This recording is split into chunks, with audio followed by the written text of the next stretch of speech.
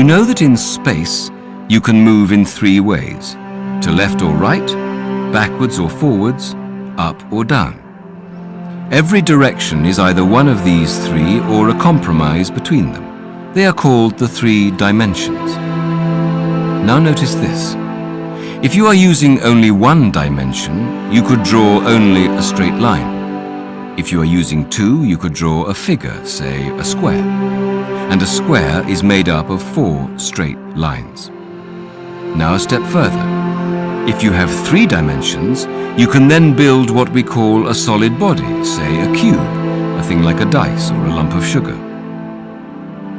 And a cube is made up of 6 squares.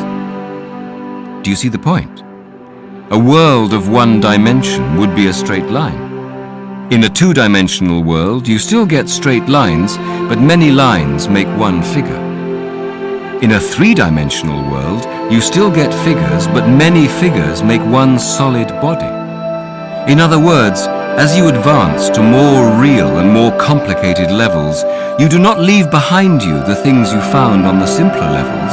You still have them, but combined in new ways, in ways you could not imagine if you knew only the simpler levels.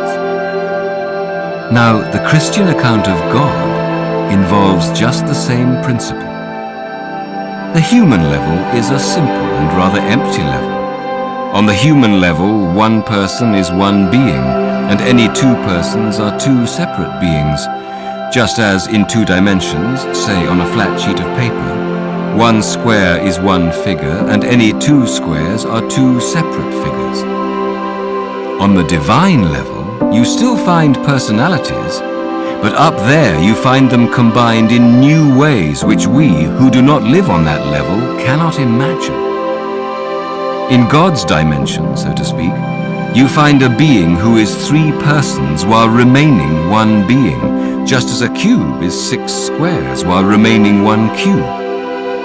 Of course, we cannot fully conceive a being like that, just as if we were so made that we perceived only 2 dimensions in space, we could never properly imagine a cube.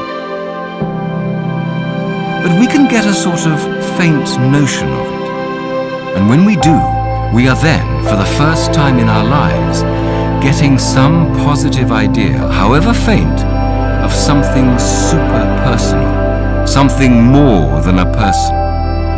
It is something we could never have guessed, and yet, once we have been told, one almost feels one ought to have been able to guess it, because it fits in so well with all the things we know already.